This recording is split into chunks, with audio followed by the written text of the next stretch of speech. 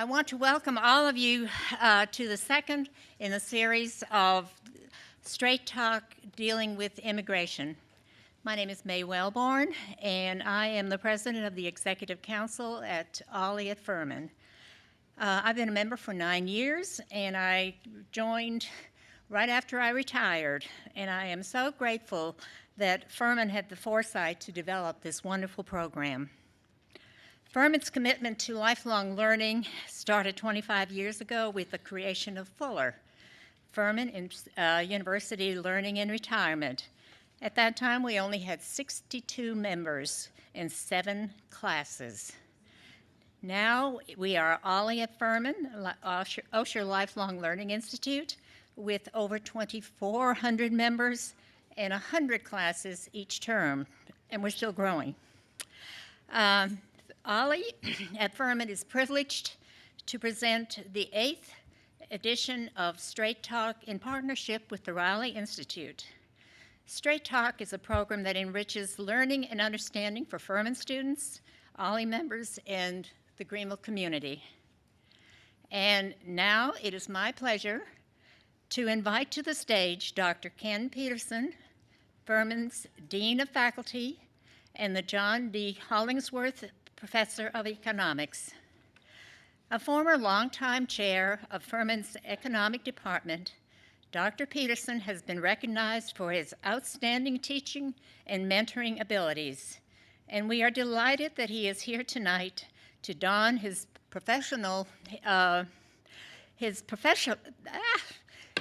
being a professor hat and sharing with us his expertise. Please join me in welcoming to the stage Dr. Ken Peterson.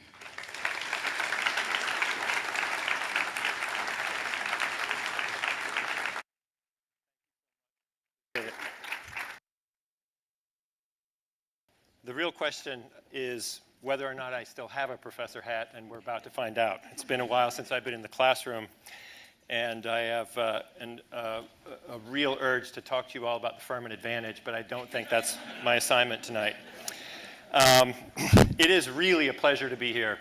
One of the privileges of being the Dean of the Faculty is that I get to work with our Riley team closely, and we celebrate the Riley Institute on the Furman campus every day. It's brought immensely wonderful programs to campus, and it's provided our students with extraordinary experiences, and we're very, very grateful. I'm not entirely sure that we'll continue that tradition tonight, but I'm going to try. We'll see how that goes. I want to talk to you about the economics of immigration. I'll tell you by way of background that I was trained in demographic economics and have taught courses related to demographic economics and population economics, of which immigration is a part. And when you teach economics of immigration, or you do research in economics of immigration, you usually focus on both the causes of immigration and the consequences of immigration. We have about 25 minutes, of which I've taken about 5 now, and so that's not going to happen tonight. What we're going to talk about largely is the economic consequences of immigration. And I want to do so because my hope is that when you leave here today, you'll be a little bit more savvy consumer of the conversation around the consequences of immigration. And in today's political climate and media discourse, it's very, very easy to get lost in the weeds and in the sometimes highly emotional conversation. So I'm going to try to talk a little bit about how economists think about immigration, and hopefully that will give you some context for that larger conversation that's happening in the country. One of the questions I have is, well, why are we talking about it at all right now? I mean, what has changed in our life that has made immigration this hot topic? And so, here's one way to start thinking about it. This chart shows us the trend over time in the population of foreign-born people in the United States. That's how Census Bureau oftentimes refers to folks like that. And the blue line is going to show you the percentage of the population that in fact was foreign-born. So 12.9% as of 2010, that's probably up to about 13.5% today. But it's not extraordinary. It's an upward trend, surely, but it's not extraordinary. If you go back in time, you can see that we were in periods where we had a larger percentage of the US population being foreign-born. So fact number one, there's nothing in the data by itself to be alarmed about. There's nothing extraordinary on the positive side or the negative side necessarily. So maybe there's just this groundswell of attitude, right, about immigration that's bubbling up from the citizenry of the United States. So here's a little chart from the Pew Research Organization that shows you something. The colors don't show up very well, but it shows you a little something about the attitudes that people have about immigration. The bar that I would like you to focus on is well, I'll tell you that what it's showing you is the percentage of people who say that legal immigration into the United States should be higher, lower, or the same, okay? And they've taken this poll since 2001 up through 2018. So if you look at the increased line, that's the percentage of the people who responded to the Pew survey that said we should have more immigrants in the United States, okay? So attitudes seem to be suggesting that we should have more legal immigrants. The data say that we don't have an extraordinarily large number of immigrants. That doesn't exactly align with what you hear and read in the news today. So that should bother you a little bit, and you should at least wonder what's happening. Maybe there's something else going on. Maybe the economic data suggest that something else is happening. I'm going to argue that it does not, that in fact it's something entirely different altogether that's driving that discourse. So how does an economist think about this? Well, when we talk about the economics of immigration, we typically focus on a few key variables. We want to know what the impact on wages is. So if we're going to have immigrants coming into the country, are wages going to go up or down? We want to know what about the employment opportunities? Are we going to have more or fewer or the same? What's happening to productivity and production in the economy as a whole? Are we going to have more goods and services? Are we going to have fewer, or is it going to be the same? We're keen to know about the fiscal impact. When we talk about fiscal impact, we're talking about taxes and spending by government, right? So when we have immigrants come into the country, are they generating more tax revenue than they take out in terms of expenses? Is it a wash, or is it reversed? And then something that we don't often talk about, but I very much want to talk about a little bit tonight, are what economists call the wider channel effects, of immigration. And I think these are extraordinarily interesting. Okay, so how do economists think about the wage issue? Let's start there. We're going to go kind of fast because we don't have much time. So here's, for those of you students in the room who have taken an econ course, this should look a little familiar to you. This is a supply and demand diagram. And in the simplest possible model of immigration, we model it as people coming into a labor market that weren't here before. These people could be from India, or they could be from North Georgia. It doesn't really matter. They're coming into a geographically defined labor market. The supply of labor is being driven out. And the way supply and demand works is that if something is getting less scarce, then the price is going to go down. If something's getting more scarce, the price is going to go up. You know that, right? When the orange crop freezes in Florida, price of orange juice is going to go up. Same idea. But we model it in supply and demand because we like to break it up into both sides of the market. So when immigration occurs, we typically model it as an increase in the supply of labor. Labor is less scarce, and we think that the wage should go down, right? So if that were the whole story, I could quit and we could turn it over to Basil, and you would all be a happier population right here in this room, probably.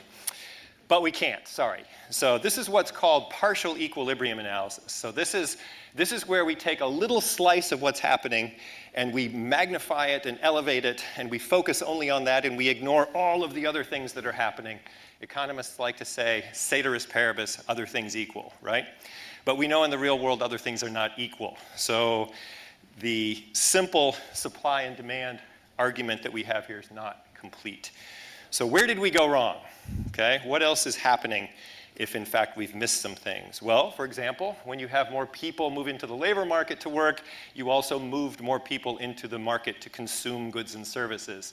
So the demand for goods and services has risen. If the demand for goods and services has risen, the demand for labor has risen as well.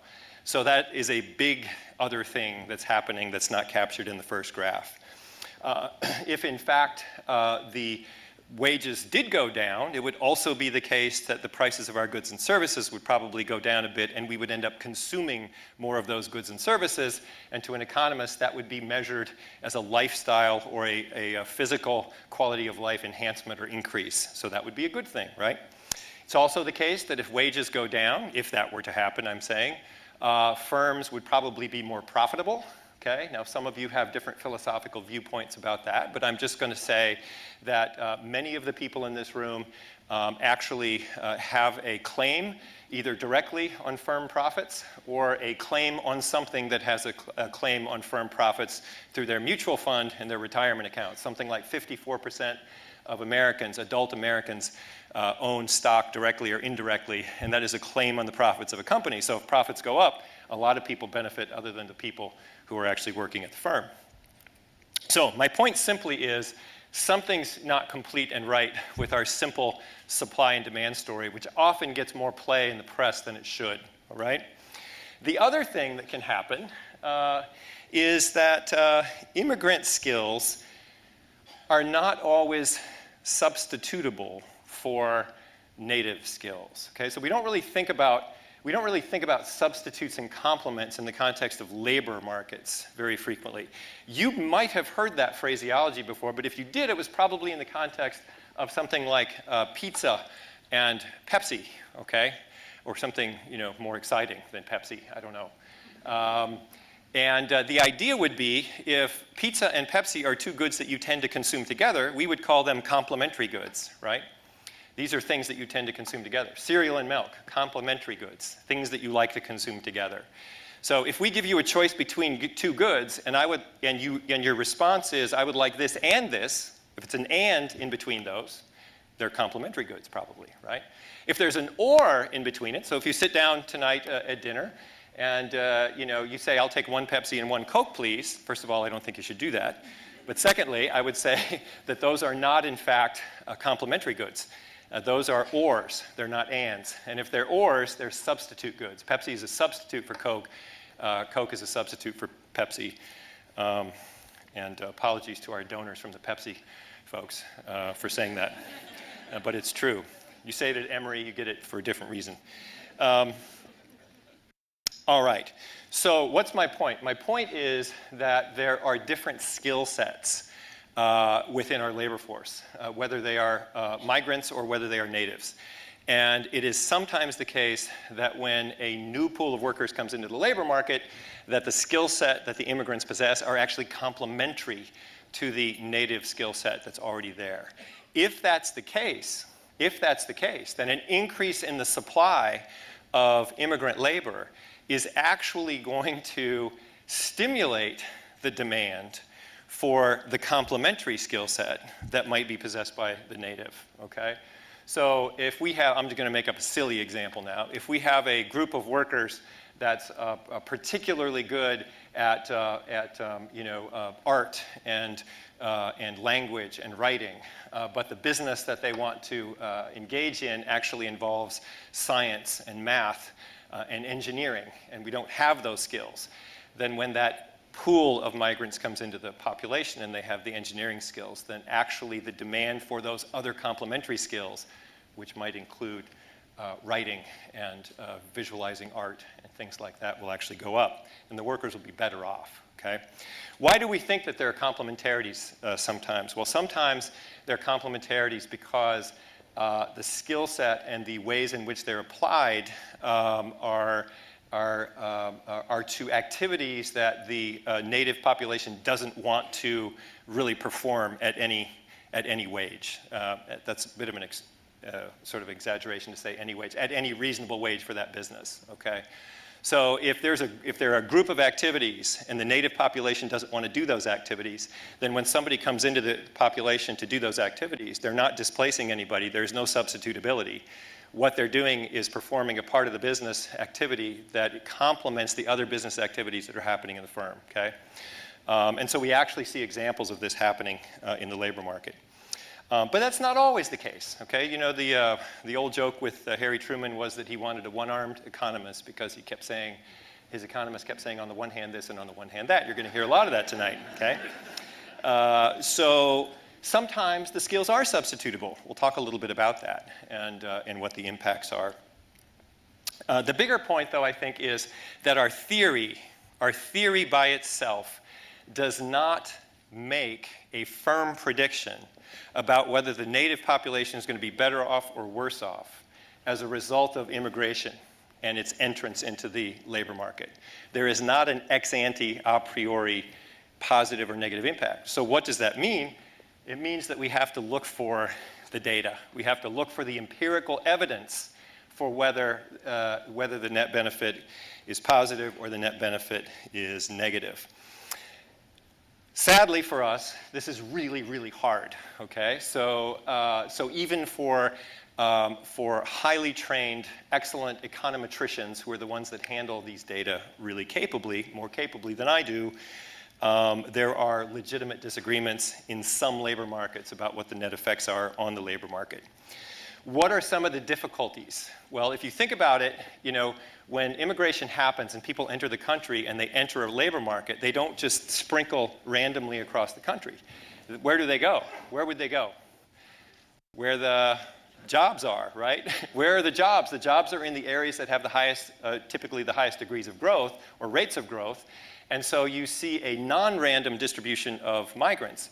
But you also see a non-random distribution of native workers into those very same labor markets, okay? And that makes the econometrics a little bit more difficult to tease out what the net effect of the immigrants is, or are. Something we're going to see in a second. We talk about immigrants as if they are a particular flavor of ice cream. This is not the case, right? Immigrants are a very heterogeneous population of workers. And their skill spectrum, their skill set spectrum is very, very wide and diverse, right? And so we have to be careful about talking about, quote, immigration, unquote, because the skills are different.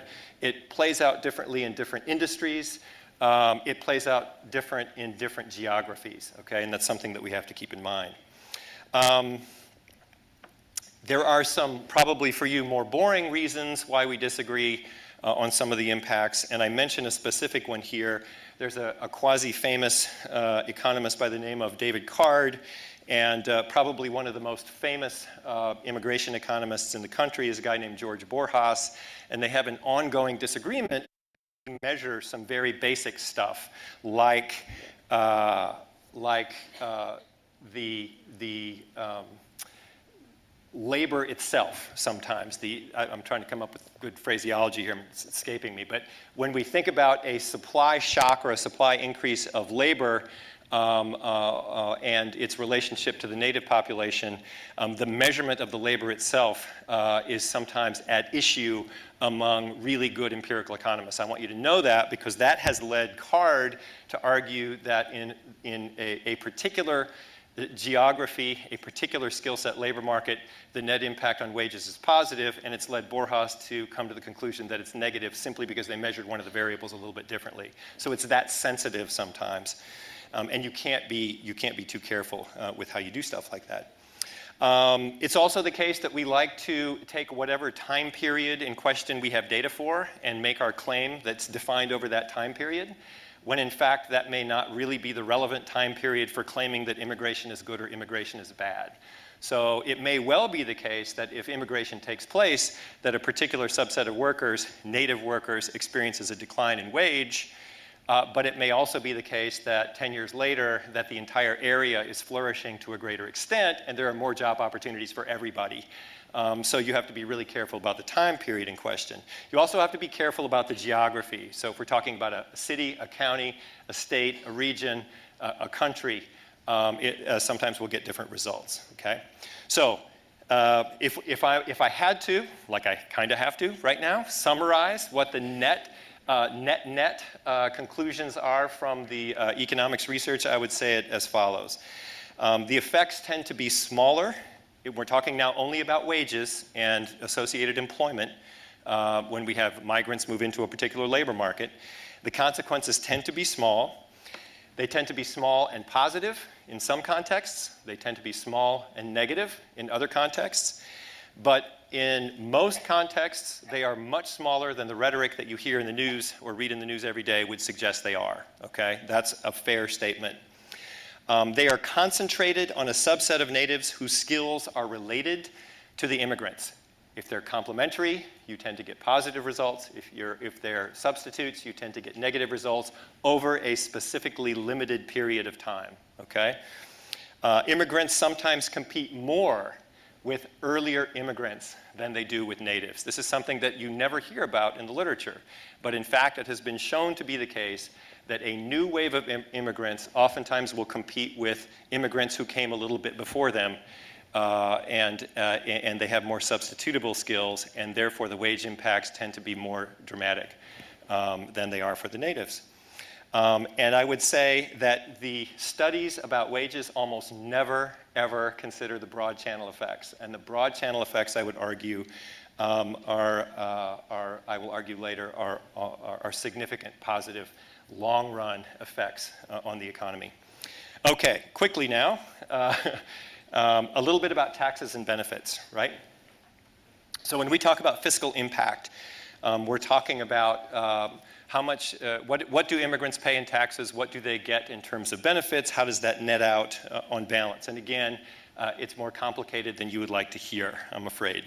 So what do immigrants pay? They pay Social Security tax if they work, because it gets taken out of their check. If they buy anything in a place that has a sales tax, like Greenville does or South Carolina does, they pay sales tax. They pay income tax because it gets taken out of their check. They pay property tax. Some people think if you don't own a house, you don't pay property tax. That's not true. You pay it through the rent. Your landlord has capitalized that into the rent that you pay. So they pay lots and lots of taxes. If you are an authorized immigrant, then you will typically get the usual benefits of a native. And if you're unauthorized, you'll probably get fewer benefits. So if you pay into the tax pool, but you take out fewer benefits on the back end because you're unauthorized, you may in fact not even, you may not even be having as big an impact on fiscal circumstances. So I'll cite one Federal Reserve publication here. This is Arrhenius in 2017 from the Minnesota Federal Reserve, found that short-run effects of fiscal effects of immigration were negative and small. You'll see that there's more texture to it a little bit.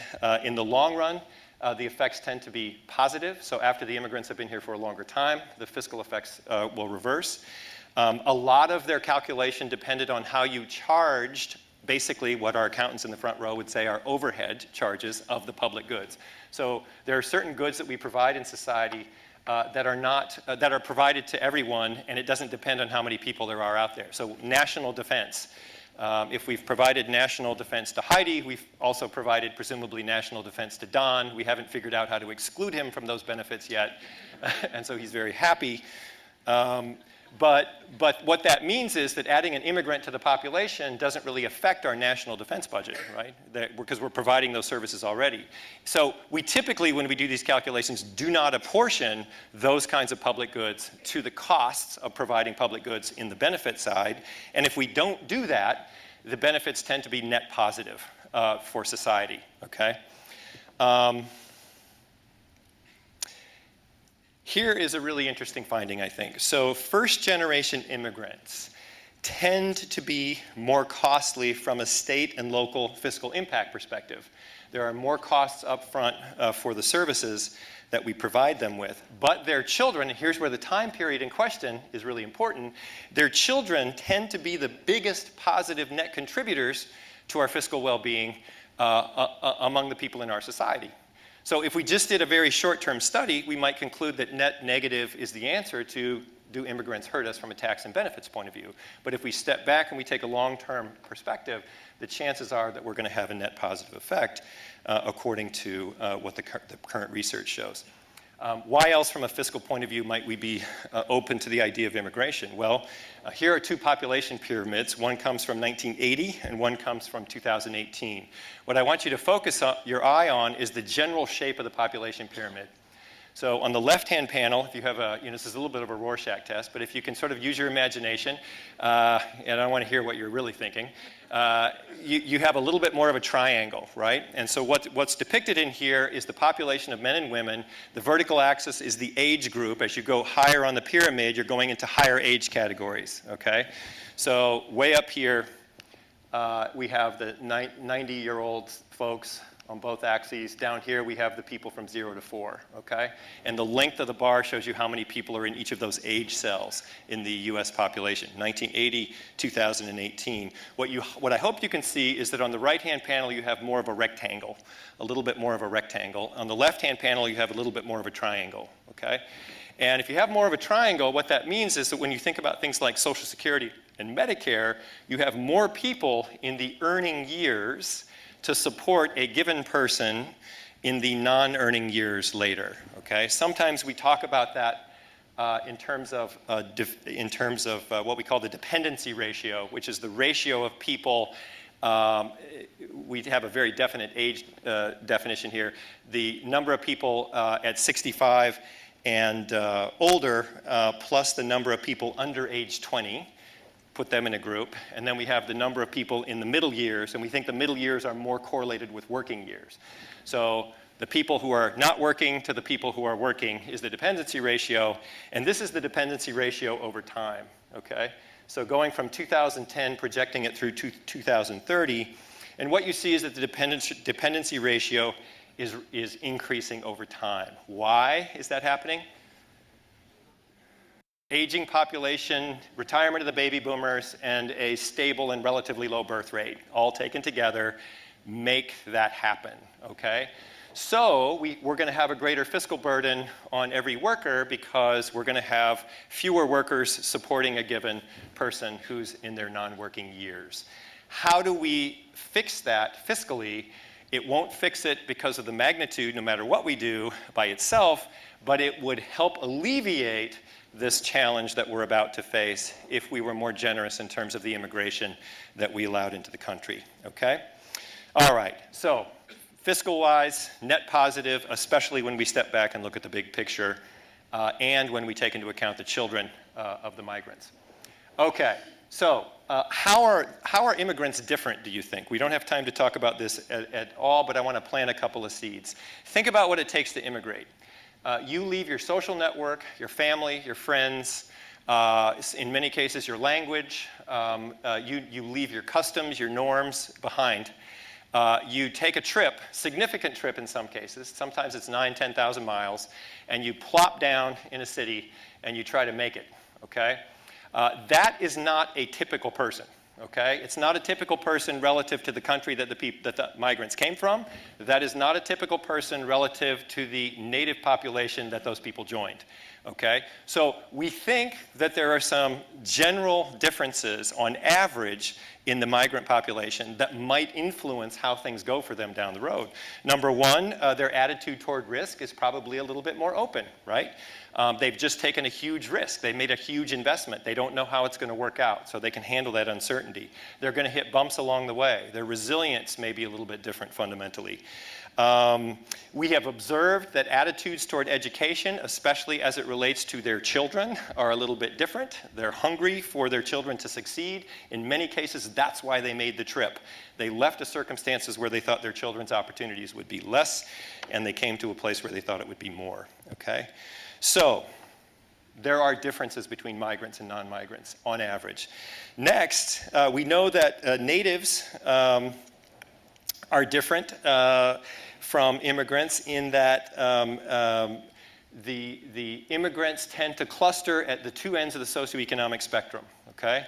So, for example, we know that the total population, the percentage of the population with a high school degree or higher by nativity status, that is to say by origin of birth, is 89%. This is from 2010 census.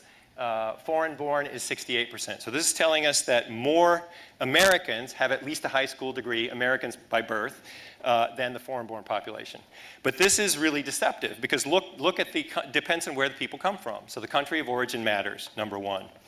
Number two, if we continue this conversation, it's also the case that the number of migrants that have, or immigrants that have a college degree and higher tends to also be very high, okay? So there are also all kinds of images that might conjure up in your head. Silicon Valley, for example. The people who are going into Silicon Valley largely come from China, India, other Asian countries. Oftentimes they'll have PhDs, Okay, maybe master's degrees, maybe engineering master's degrees, maybe engineering PhDs. So very, very different population. So the immigrants are concentrating at two ends of the human capital or education spectrum, which correlates with the socioeconomic spectrum. We also know that the share of migrants that is high skill over time in the United States is rising. Okay, as of the early mid-2000s, especially after the Great Recession, the number of people coming here with lower levels of education has tapered significantly, okay? All right, so where do the lower education folks tend to settle? They tend to settle in agriculture, construction, eating and drinking establishments, non-durable goods manufacturing. The high human capital migrants tend to settle in engineering, science, and technology. Gross generalizations, but this is what the data show. And if we continue down this line, you would also discover that in places like Silicon Valley, I'm gonna run forward. These are just showing you that the education levels, in fact, when you start talking about college, are either comparable or they exceed in the migrant population what we have in the United States among the natives, okay? So this is the upper end of the human capital spectrum. So roughly a third of the engineers in Silicon Valley are immigrants, right? Nathan, 2014, in the IZA Journal of Migration, found positive associations between foreign PhD presence and state-level patenting, indicating innovation. They found that there was evidence of spillovers from college-educated migrant presence to state-level patenting, and Kerr found the presence of co-ethnic inventor groups. These are inventor groups that are from a similar ethnic background, to be associated with the evolution of breakthrough technologies within certain urban areas. Entrepreneurship, immigrants have higher rates of business ownership, higher rates of business formation than non-immigrants. 1 out of 10 immigrant workers owns a business. Immigrant-owned businesses start with higher levels of capital, okay? Now, you might think, well, of course, these are just small businesses. Maybe they employ 2 or 3 people, et cetera, and that is not the case, okay, because over half of the or about 40 to 50% of the Fortune 500 companies were founded by American immigrants or their children. So again, if we take the 2-generation population, immigrant plus children of immigrant, into account, the impact on the US economy has been absolutely extraordinary. No single wage study that's just looking at labor substitutability or labor complementarity is ever going to pick that up. But that's the stuff of long-run economic growth, right? If you starve an economy of that kind of energy and idea creation and execution, it would lead to bad things indeed. So I think my time is about up. I will simply run this forward to that. And how bad was it? I wasn't too far off, right? All right, thank you.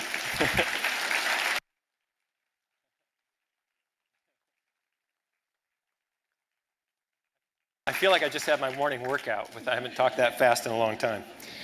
All right, it is my distinct pleasure to introduce you to a better speaker now, named Basil Bacall, who is the founder and chief executive officer of Elite Hospitality Group, a premier hotel development and management firm.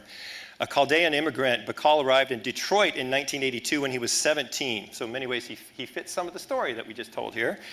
He worked in a drugstore while earning his GED and a college degree. He became a pilot for Northwest Airlines and began to seek a business opportunity. After first turning around a hotel that was losing money, Bacall went on to build a successful series of hotels in Michigan.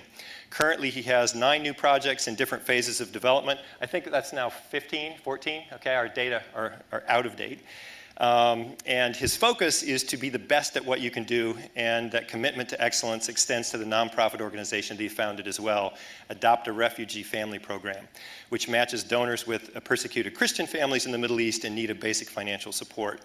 I will say simply that we also learned tonight that he just opened a new hotel, so we can welcome him and congratulate him on his newest venture. So thank you, Basil.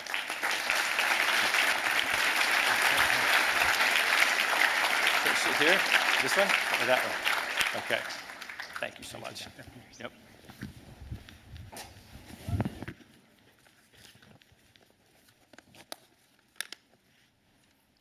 Good evening. First, I would like to thank Furman University, Dr. Peterson, and the Riley Institute, as well as Osher, Special thanks to Jill for her kindness and organizational skills. She spent a lot of time. Dr. Susan, she was very gracious yesterday with wonderful students. And all of you for being here. I have a new definition of hospitality after experiencing the Southern hospitality, and I'm in the hospitality industry. So I thank all of you. Just so you can pace yourself, I broke my story into 5 parts, and I'll start with the first. It's the part before coming to America.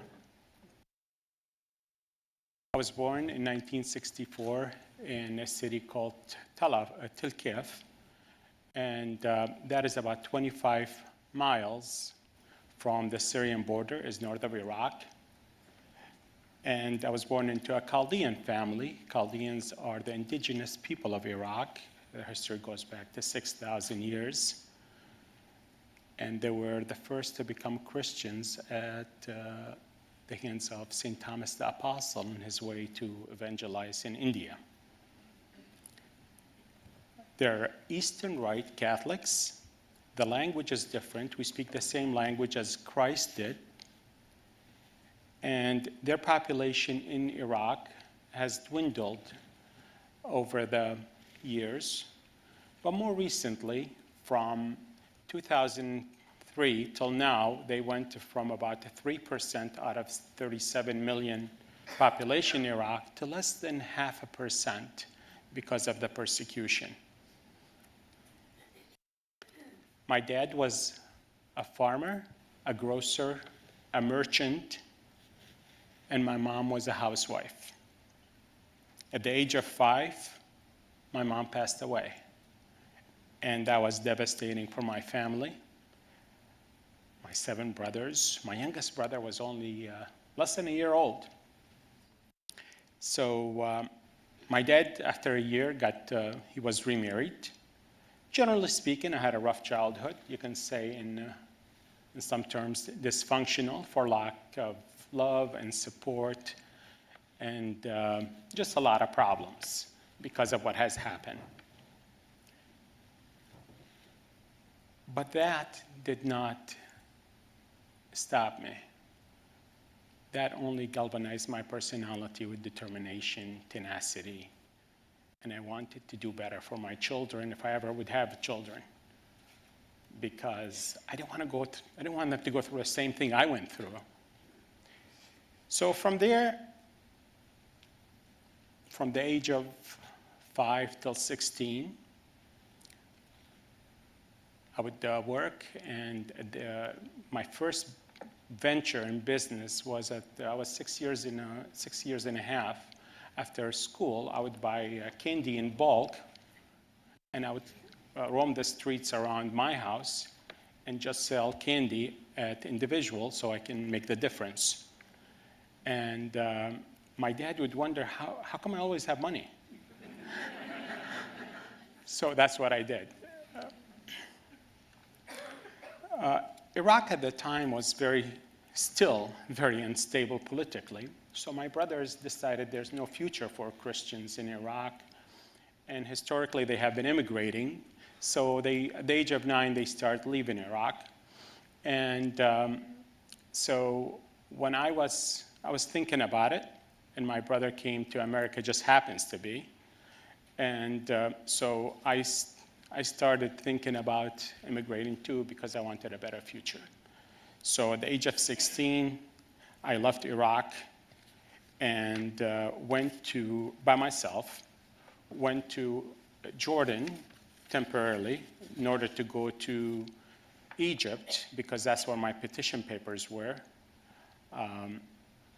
And then they sent me back because I didn't have the visa to enter Egypt. So I went and got a visa, went back to Egypt, spent about 8 months there, and then I came to America. The second part is coming to America. I arrived speaking very little English. I was 17, went to high school. They wouldn't accept me there. I was too old for high school, too young for college without something to substantiate I can go to college, didn't speak the language.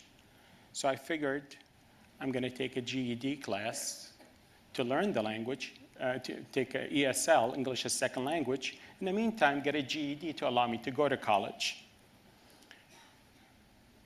At the age of 17, coming from what Dr. Peterson just described, different culture, different language, different values, different, still America was the land of great opportunities. Limitless. In fact, it is the place where I thought dreams could be made into reality. But you have to work hard, you have to play by the rules,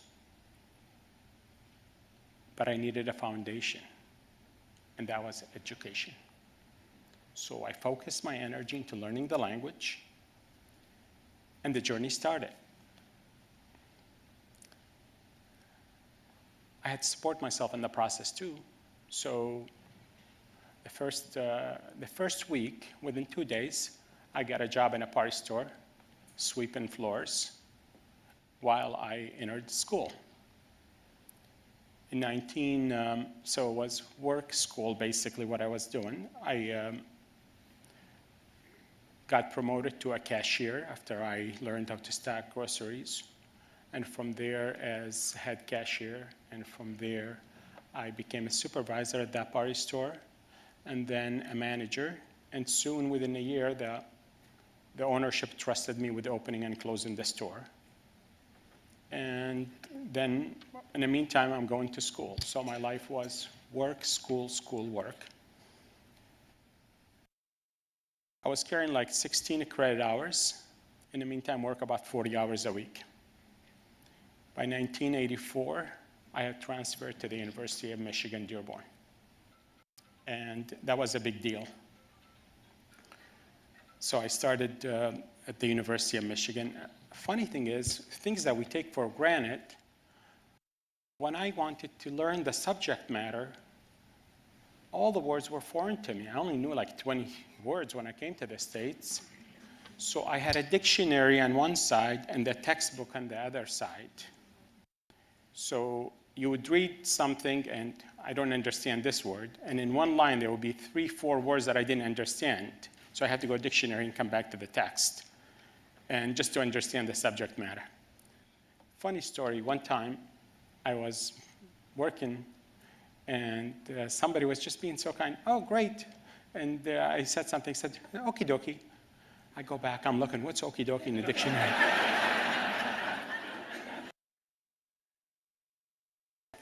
Didn't figure it out. I was too embarrassed to ask what that meant. In 1985,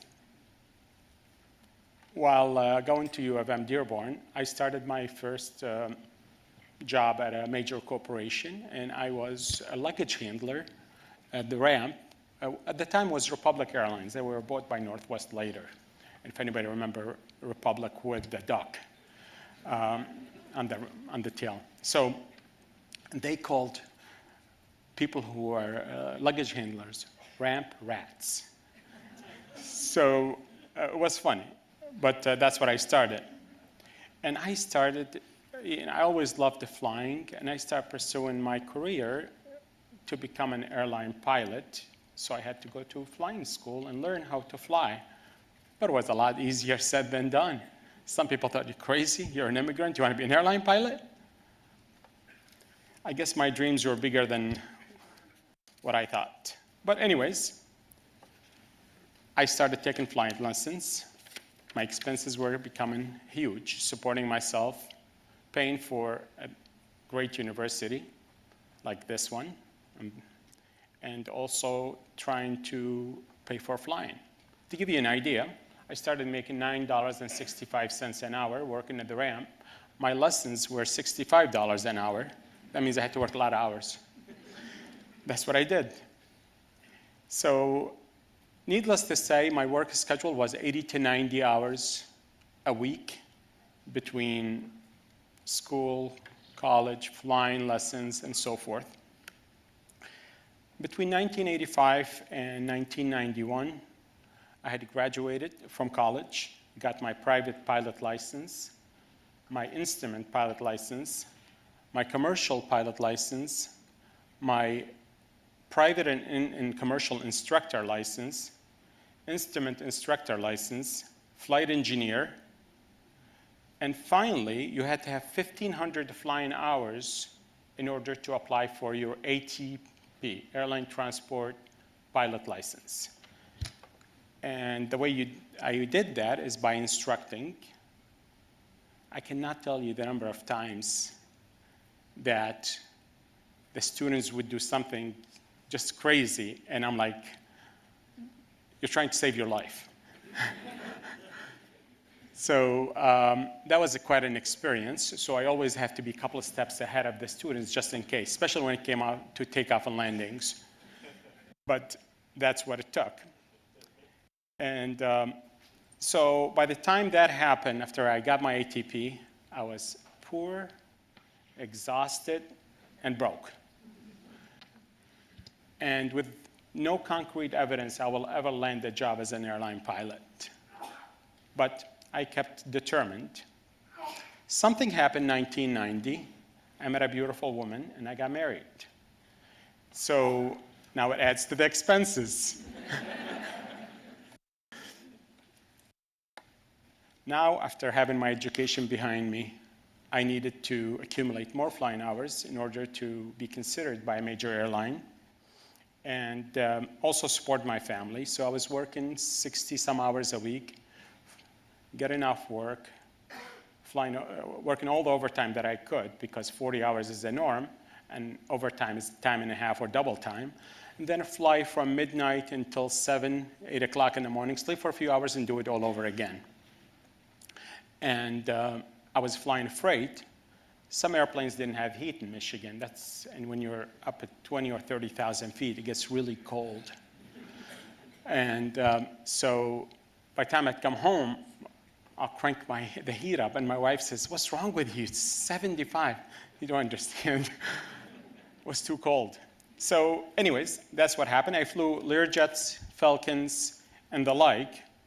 And finally, Northwest Airlines picked me up as a pilot for them, which was a big deal.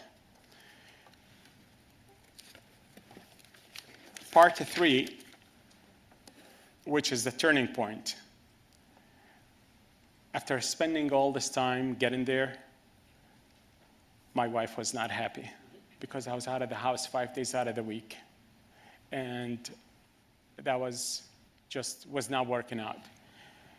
And I was flying with guys at the age of 40 on their third marriage. I saw the writing on the wall. This is not working. So I have decided my family is far more important than my career. I loved my flying, my passion, and I wanted to preserve my family. So I was looking for opportunity. First hotel came up, and it could have been anything. I just wanted an opportunity, so I purchased the Quality Inn in Lansing at a 25% share, was losing money, and about $250,000. And then I turned it around. My last flight was May 31st, 1996. On June 1st, I was on my knees cleaning bathrooms. I wanted to send a message to the staff. We are changing the culture, and if the owner does this, I expect you to do this, and we're going to do whatever it takes. And that is the only way we're going to succeed. So from there, within 3 years, it was an award-winning property with a $1 million NOI, and I figured, yeah, a lot of 90-hour weeks, but I can do this. This is easy. Hard, but easy. So I decided to build hotels. I purchased my first property, my first land, 2006, built my first hotel just before the Super Bowl in Detroit. 2007, built the second. 2008, third. End of 2008, everybody knows what happened. The deep recession. So I had to regroup, restructure. I had a plan. I told my wife, it might come to it, you'll be my head housekeeper. So get ready. But you know something? I'm proud to tell you that we didn't lose any properties. Nobody lost their job, but everybody was doing a lot more because I told them that's what's going to take. And I was the first one. 2009, 10 presented great opportunities. Why? Because a lot of properties were being lost to the bank. So I was able to double my portfolio in that period because I was never over-leveraged in my finances. And I grabbed properties at a half price. Instead of closing the hotels, we end up keeping everything. We have much less tax base for the property in terms of capital investment. So my payment wasn't that high. Everybody kept their job, and we're able to preserve that, increase the value. In fact, we added a few more jobs because we're able to turn it around.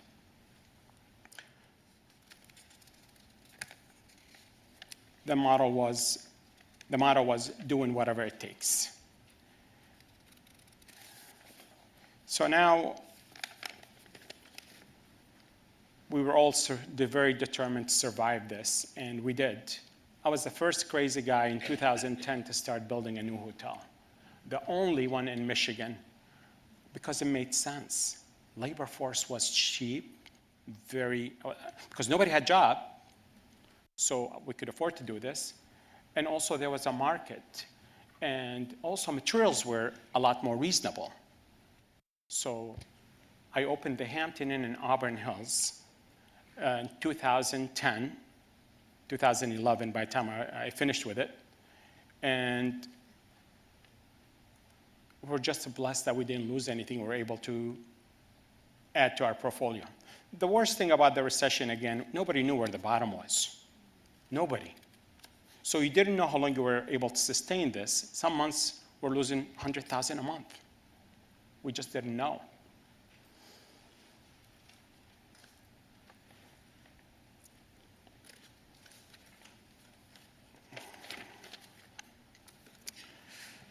So I always have preached, strive to be the best. It pays off. And in everything we have done, that's what I try to promote, is excellence and be the best of whatever you do. I learned later on that my best attributes were ability to adapt, recognize and appreciating people. And what I learned about myself was equally as important. What are my limitations? So I didn't go outside of what I could not do and be able to stay focused and be able to accomplish what I could do. And knowing what I don't know, because that could get me in trouble. So I always surrounded myself with a good CPA and a sharp attorney.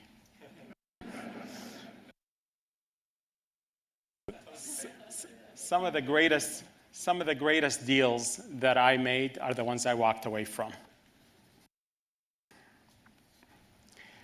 Some might think this is a remarkable success story. Not so. In my opinion, yeah, a lot of hard work, sacrifice, and so forth. For me, it's God's grace. He gave me health. He gave me the wisdom. And He showed me the way how to make it to where I'm at. I am nothing without Him.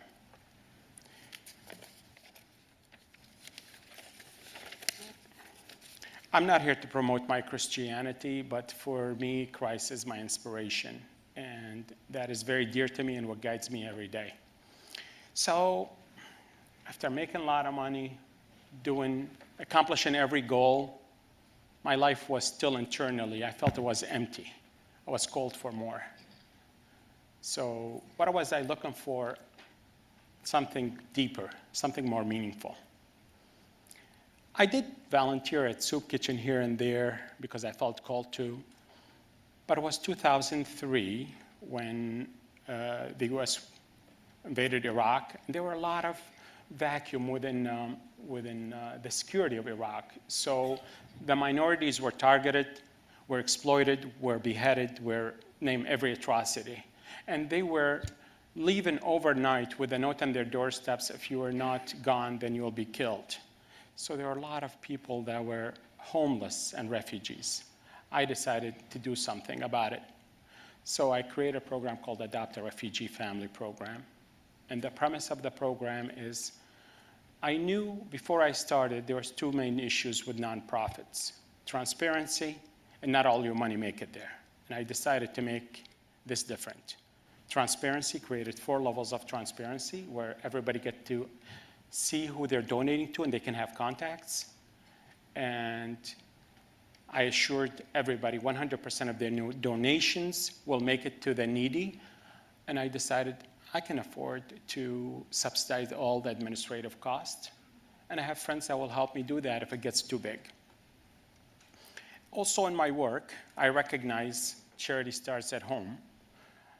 Every hotel, we have a program called Help in Hands. Twice a year, an employee is nominated that's most in need, not on their job performance, most in need, and we pay for their rent for that month or car payment or whatever it's needed.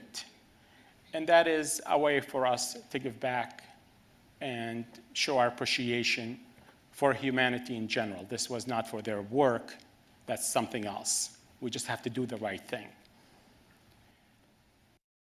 I'm happy to tell you that the program, of course I visit war zones because of it and so forth, and it's a privilege to be able to do that because I get more out of it than I put into it. It gives me the internal happiness.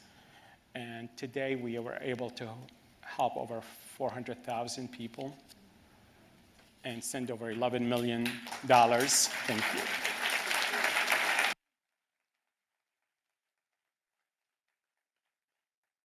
Thank you so much. In summary, I think my life, our life, should be defined by how we impact people with love, kindness, compassion.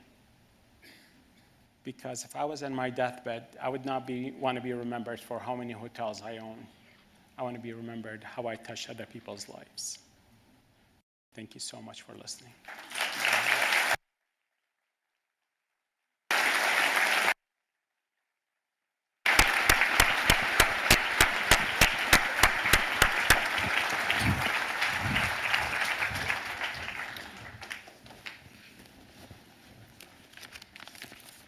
We're going to have a discussion now, so I'd like to call Anthony Herrera and Julie Smithwick up to the stage.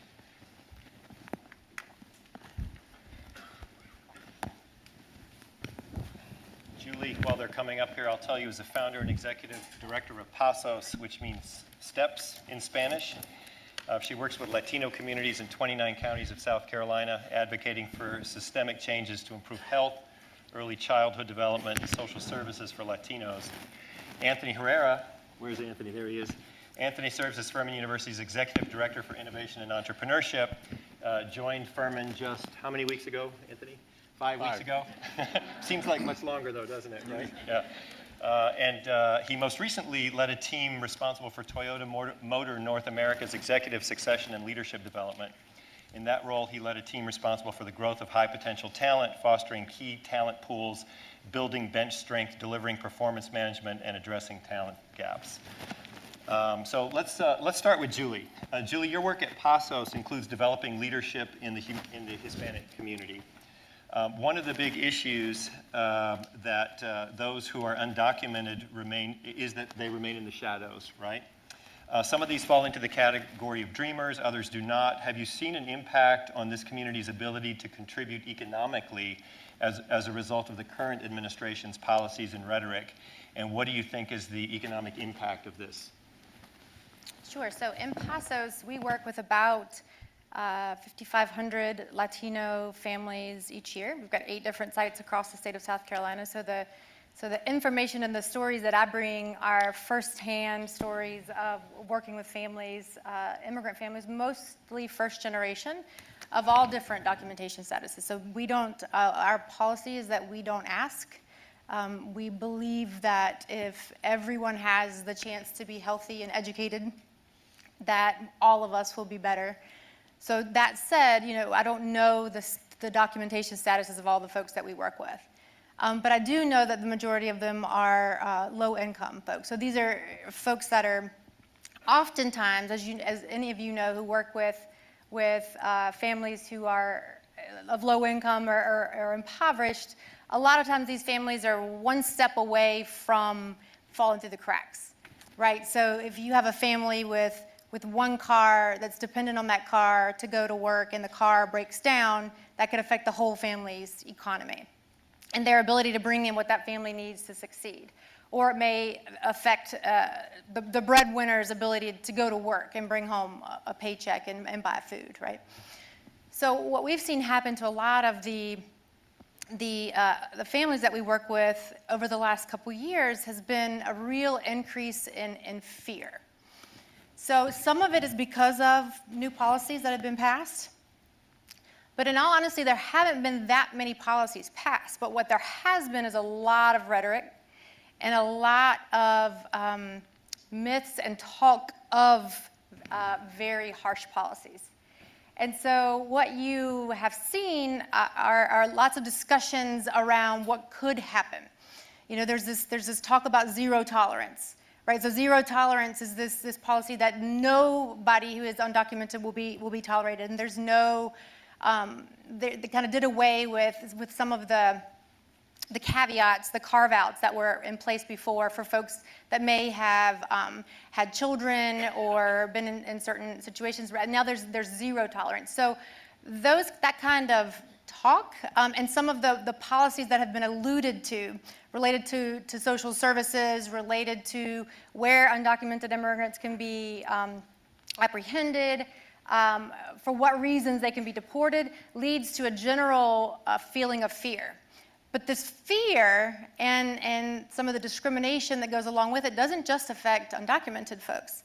It affects folks of all different types of statuses. I have folks that work for me who are legal residents, citizens, who fear going to places because of how they may be perceived because of the color of their skin or how they're going to be treated.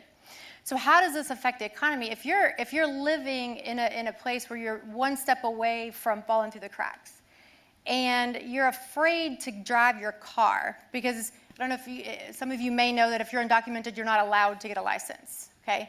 So if you're afraid to drive your car, because if you get stopped and you're found out that you don't have a license and you're taken to certain jails, you could be deported within 3 days, okay? And those fears, those situations have increased.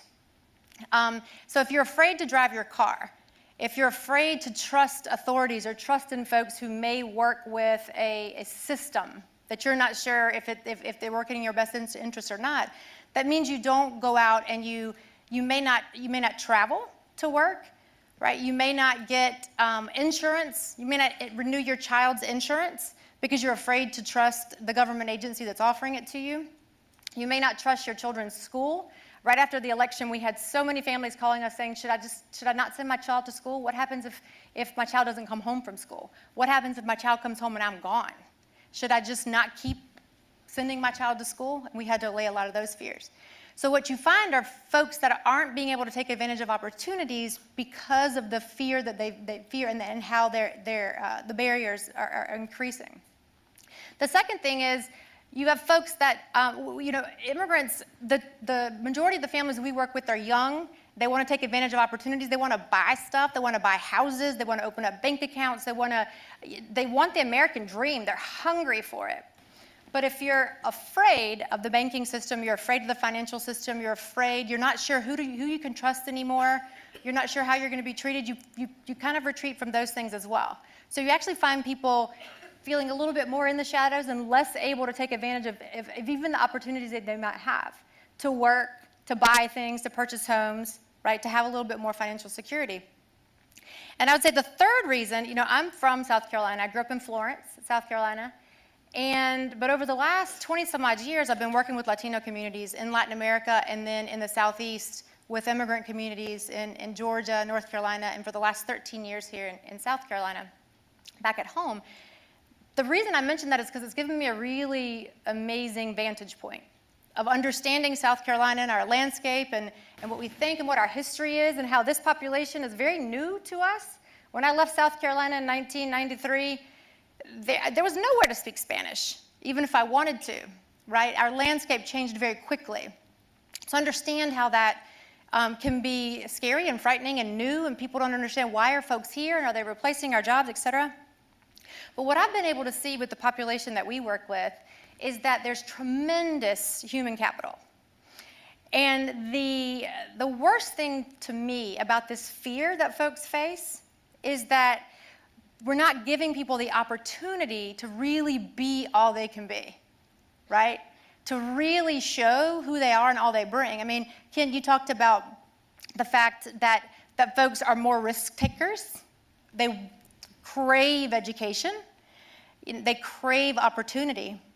And by keeping people in the shadows, with this fear, with this rhetoric of, you're not really wanted here, we're missing out.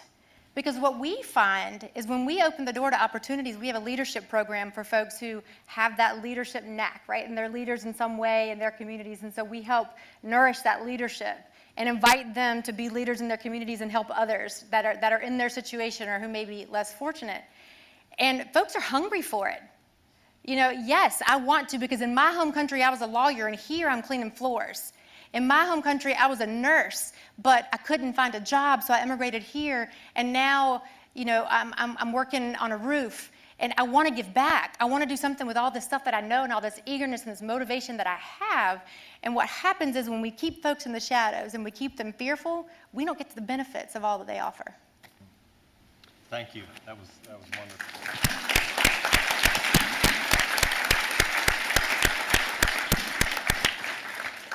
Basil, we hear a lot in the media about how immigrants are taking our jobs in spite of what the research actually shows. I mean, it's at best a small impact.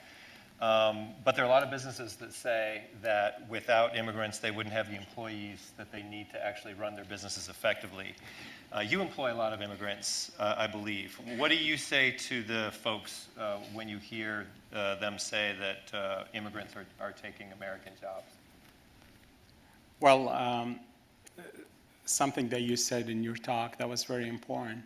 When we think of immigration, we must think in terms of past, present, which is what we're discussing today, and the future impact. When you put in that context, you see the bigger picture. Also, we must recognize their contributions as a whole. So, not a specific place in time. Of course, if you look at my story, there has been a time in which maybe I've taken a job that could have been filled by an American born. But if you fast forward today, we have 1,000 employees. We have 15 projects in the pipeline for over $250 million. With thousands of jobs to come, there's a net positive. Further, unless you're an American Indian sitting here, everybody came from somewhere.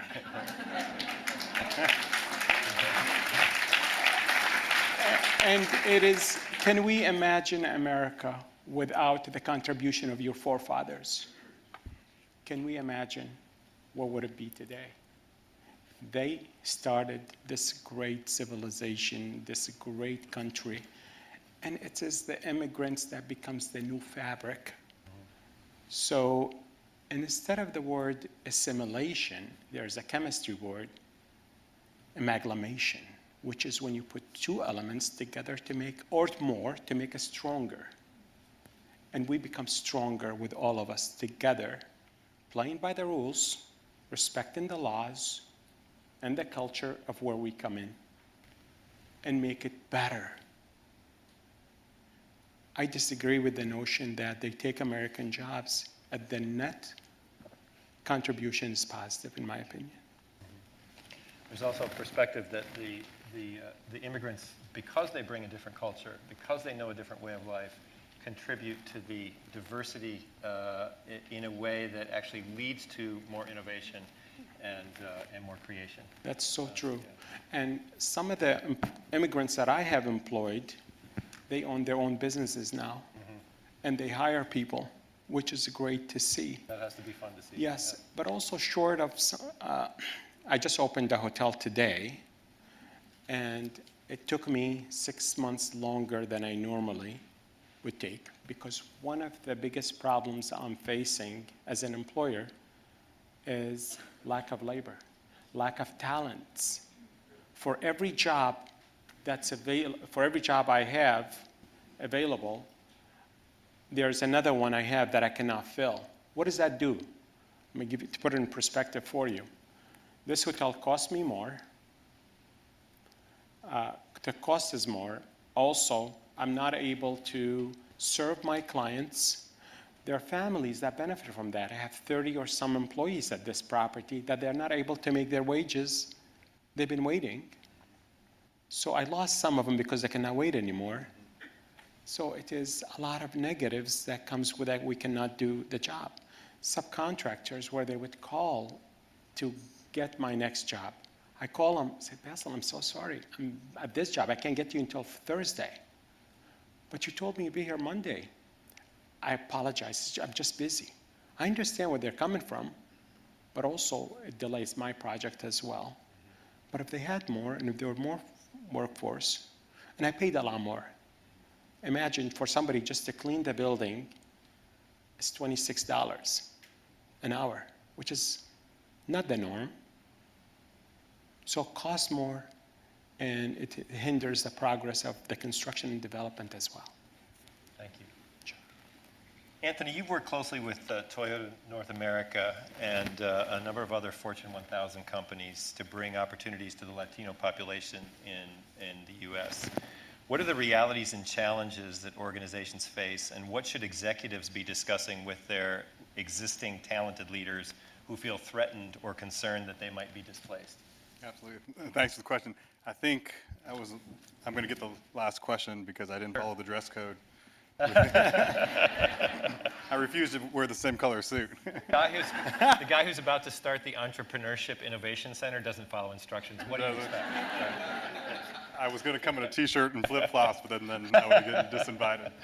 But you're right. So there's a couple things, and Julie, you said something that resonates really well. Organizations, you're dealing with humans here. Right, especially when you start talking about diversity and diversifying the C-suite. And so the reality is there's a fear on both sides. There's a fear on the diverse demographic as well as those who are not diverse, and typically when you look at the C-suite in corporate America, the majority is white males.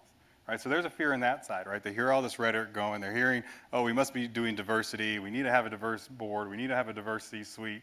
And there's this fear that, am I getting displaced? And that's not the approach when we start talking about diversity and inclusion that organizations need to be taking. And so you see the ones that are having the most success in this area are starting to talk about an inclusion approach, right? What does it mean? And taking it from a perspective of innovation, right? And competitiveness. And that's really what this is about. For organizations today, for-profit, not-profit, for them to be competitive, they need to have a diverse workforce, a diverse leadership ranks, and an inclusive culture. And so what that means, and when you went over the data, you see an aging population. We got a retirement risk going on of a workforce, and how it's getting replenished is by a minority population that's becoming a majority. And so what that also means is they're the consumer. And so for organizations to be relevant for who they're trying to serve and their customer, they need to understand them. And how do you understand them? You have leaders within the organization that mirror their customer. And so that's why it's so important. So really, those organizations that come at it from a perspective of innovation are the ones who are succeeding. It's in a competitive advantage. And so what does that mean? What are they struggling with? Specifically when you look at the Latino population, it's very interesting. When you look at corporate America, Latinos are the fastest to middle management. And this kind of mirrors other minority groups. And then they stall there. And the reason they're stalling is really some of their cultural nuances, right? The culture of the Latino demographic is one of humbleness, respect for authority, hard working, put your head down, conflict avoidance, and a tendency to need to please others, right? All of those sound great, right? You say, I like to work with somebody like that. Those aren't perceived as being leadership qualities. So that's twofold, right? Organizations need to recognize that we may have a talent pool that may be stalling because of their background, because of their culture. as well as individuals. We need to recognize if we have these tendencies, how do we break through those so that we can be positioned to be in leadership ranks? And so I think, organizations that are providing those resources to the individual, but also taking ownership of how do we support them and move them up, are the ones who are creating the most innovation and breakthroughs in corporate America right now. So when you were taking this message on the road in your previous life, how was it received by the people that you would pitch it to? These ideas, how were they welcomed or not? It depended. I wish I could say, oh, they were excited and say, let's do this. Some of them aren't. Some organizations, their leadership, their background, aren't ready to change. Others were starting to look at the market and the demographic shifting and their customer base shifting. And the ones you see really moving are in the consumer products, right? Because they see their customer base across America changing. You look at Pepsi and Frito-Lay, I worked with them. They're saying, gosh, just our plain Cheetos aren't selling anymore in the Southwest. Do we need to add hot Cheetos? And so that is what they're having to move quickly just to be relevant today. Right. Thanks. Julie, one argument against immigration, as we've heard, is that those at the low end of the socioeconomic spectrum are a drain on the local and state economy because they're using social services such as our schools and our healthcare system. Tell me what you think about that claim and your experience. One time we were doing some strategic planning at PASOs, and I gathered a group of our volunteer promotores, or community health workers, which are peer leaders in their communities, and I gathered them and said, talk to me, what do you guys need? Do you need access to this? Do you need this service? Do you need this resource? Do you need this? What should I tell them that they should change? And what are your challenges? What are the things holding you back? And I saw them kind of whispering among each other. And one of them stopped and said, we don't want handouts. We don't want to take things. We don't want things for free. All we want is an opportunity. You give us that opportunity, open that door, and we'll do it for ourselves. There was another family that I worked with, that hardworking family. The father, they were both undocumented. They were offered jobs before they came here undocumented. This is the interesting thing. They couldn't find work in their home country, but a cousin who lived in South Carolina, worked in the construction field, called them up in their hometown in Mexico and said, hey, my boss needs 3 more workers and can't get anybody. If you could just get here, you'll have a job. So what do? You're trying to raise a family, you don't have a job. There's no way to do it legally. If you heard the speaker last week, there's not a line to get in. You're being told by your cousin, you got a job, just get here, right? So they get here. So he works his job. He's really successful at construction, working 60, 70 hours a week, working really hard. They have 2 children. Mom stays home to raise the children because that's what she wants to do, is raise good children, get them in school, get them ready, etc. They're driving down the road one day. Dad runs a red light. He said it was a yellow light. The police said it was a red light. Anyway, they find out he doesn't have a license. He's put in handcuffs in front of his 1-year-old and his 3-year-old, dragged into the police car with the 1-year-old holding onto his leg, saying, don't take my daddy. 3 days later, daddy's gone. So now you have a mom with 2 young kids who's not been in the labor force because she was taking care of her kids and the breadwinner's gone. So the mom calls me up and she says, we've been living here for 5 years and I've never once taken a social service. I've never once had food stamps. I've never had to get Medicaid. I've never had to do anything. But now I'm coming to you and I got to ask for help because he's gone. Right? I say all this because in general, the folks that we come into contact to are not looking for benefits. They're trying to live off the system. In fact, folks who are undocumented can't get most social services. That's a myth that we believe that folks who are undocumented have Medicaid and have food stamps and all this. They can't. They're just not eligible. The only things that people who are undocumented can get are WIC, which is nutrition when you're pregnant or you have an infant and you're breastfeeding, and things like domestic violence shelters, right, and emergency services. That's it.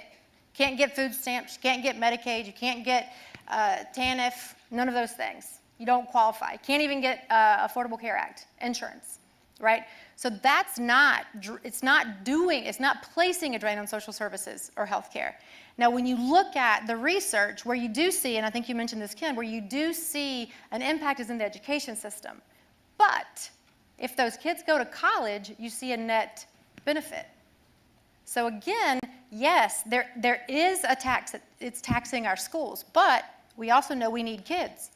We need kids for those folks who are aging, you know, in 20 some odd years, I'm going to need there to be a young population to support me, and I want a Social Security check, right?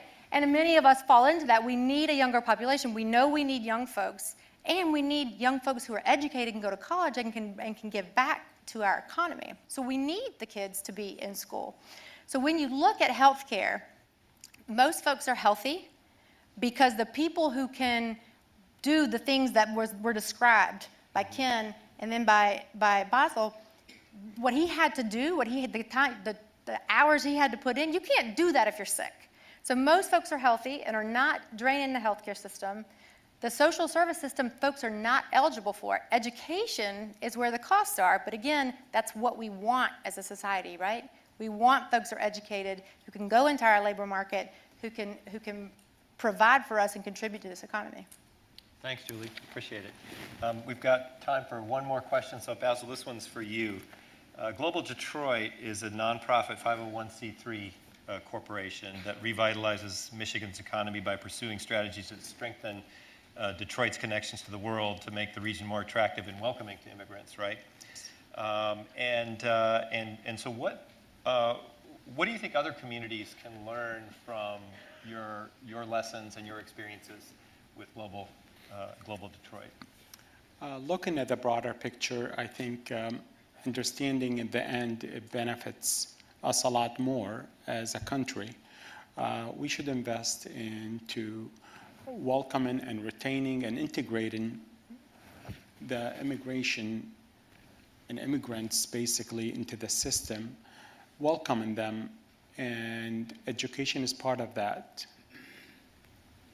Offering language skill, language learning like ESL, English as a second language, other programs, so they can become immediately productive members of the new society that they came to.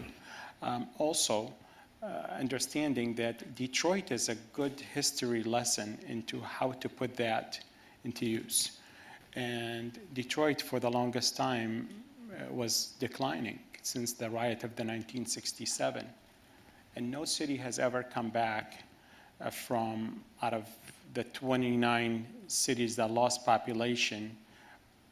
Only 15 came back and did not do it without immigration. And that is a good steady case for Detroit, where Detroit is coming back stronger than ever. It is the political leadership working together.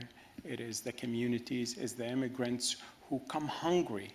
They want to make a difference. And if it wasn't for the environment to allow them to thrive, they couldn't do that. And so all these things come together and give them the fertile ground so they can flourish and unleash their potential and become positive member of the society, contributing, not a burden on the system, but part of the productivity that we all would aspire to see. Got it. Thank you. Sure. We're about out of time. I want to just leave you with a final thought. Many of the things that we talked about tonight that focused on the effects of immigration are equally pertinent to the migrants that come from New Jersey, or the migrants that come from Pickens to Greenville, or the migrants that come from Alabama to South Carolina. And yet there's not a lot of discussion about that in the media.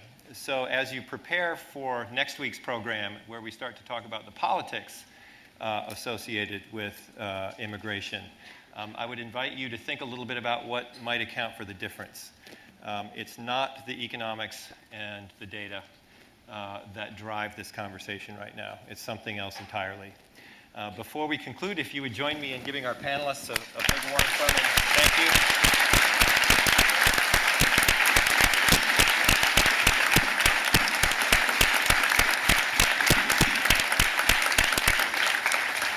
And thanks to all of you for coming out tonight. We appreciate it. Good evening.